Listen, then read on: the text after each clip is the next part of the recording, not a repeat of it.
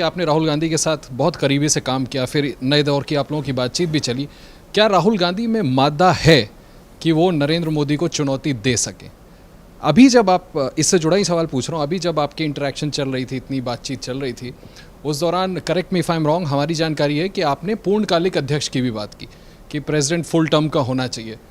अगर आप पार्टी के साथ होते, एज अ स्ट्रैटेजिस्ट आपका पिक कौन होता उस पद के लिए, राहुल गांधी या प्रियंका गांधी, या फिर जैसा सुमित जी ने आपसे पूछा था कि किसी नॉन गांधी को इस क्राइसिस में, जब गांधी परिवार एकदम डिस्क्रेडिट हो चुका है, सत्ता दे देनी चाहिए? और फिर से उसका भी जवाब दीजिएगा कि राहुल गांधी में आपको वो मादा दिखता है कि नहीं? देखिए, किसमें मादा है और किसमें नहीं है, कोई एक व्यक्ति इंक्लूडिंग मी इसका जवाब देना मतलब बिल्कुल एक ओपिनियन है। जैसे ये तो देश की जनता ही तय कर सकती है कि किसमें मादा है और किसमें मादा नहीं है। तो इस मुद्दे पर अंदर बात हुई थी, इसका मतलब बिल्कुल बात हुई होगी। और मुझे किसी दूसरे इंटरव्यू में किसी ने पूछा आपकी पसंद क्या है, तो मैं उस बात पे आपको कह सकता हूं कि आज की परिस्थिति में अगर आप कहेंगे तो मुझे लगता है कि उनको सोनिया गांधी के साथ ही कंटिन्यू करना चाहिए।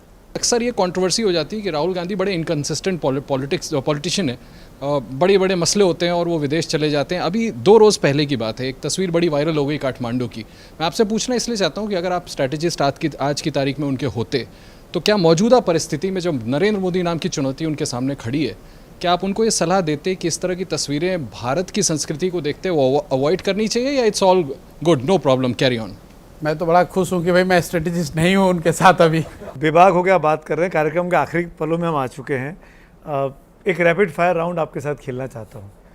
आपको विकल्प नहीं है, आपके पास 2 विकल्प मैं दूंगा, एक विकल्प को चुनना है, ठीक है? मैं स्किप कर सकता हूँ।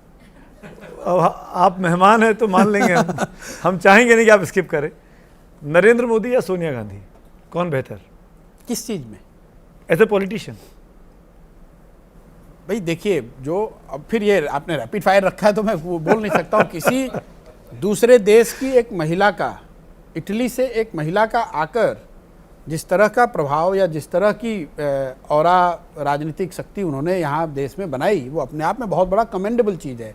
मोदी जी जहाँ से आके एकदम बिल्कुल निचले स्तर से आकर और जहाँ पहुँचे, वो भी बहुत कमेंडेबल है। दोनों अलग अलग बात है, उन दोनों को कंपेयर करके बता पाना बहुत मुश्किल है। 2 किरदार के नाम ले रहा हूँ, उससे एक को पसंद करना, बताना है क्यों। चाणक्य या चंद्रगुप्त? चाणक्य। क्यों? उन्होंने बनाया। चंद्रगुप्त की अपनी सारी खूबियों और ताकत के बावजूद उनको बनाने वाले तो चाणक्य थे, तो उस हिसाब से चाणक्य। और मेरा ये पर्सनल प्रेफरेंस है, शायद गलत भी हो सकता है। अगला सवाल, बिहार या दिल्ली, कहाँ की राजनीति पसंद है? बिहार। राहुल या प्रियंका, कांग्रेस के लिए कौन बेहतर है? ये कांग्रेस को तय करना है।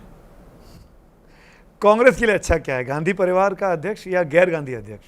आज के संदर्भ में गांधी परिवार। और मोदी के बाद बीजेपी का सबसे सक्सेसफुल नेता कौन होगा, अमित शाह या योगी आदित्यनाथ? आज की तारीख में तो अमित शाह ही हैं। तो अब आखिरी सवाल, रैपिड फायर राउंड खत्म करूंगा। एक चीज सुनना पड़े, एक साथ अगर 2 लड्डू आपके पास आए, एक पे लिखा हुआ है बिहार का मुख्यमंत्री, एक पे लिखा हुआ है देश का प्रधानमंत्री, कौन सा उठाएंगे प्रशांत किशोर? आप बिहार की बातें कर रहे हैं। मैं वही कह रहा हूँ, दोनों को छोड़कर पानी के लिए भागेंगे पानी पीने के लिए भागेंगे। बहुत बहुत शुक्रिया प्रशांत भाई, आप आए, अच्छे से लेके बात की हम लोगों के साथ। तो प्रशांत किशोर के साथ तमाम वो सवाल, तमाम वो लंबी बातचीत आपने देखी, सुनी। उम्मीद करते हैं कि प्रेस कॉन्फ्रेंस का ये पहला एपिसोड आपको अच्छा लगेगा। और किन किन खास मेहमानों से आप मुलाकात करवाना चाहेंगे, मिलना चाहेंगे, हमको ज़रूर अपने फीडबैक दीजिएगा।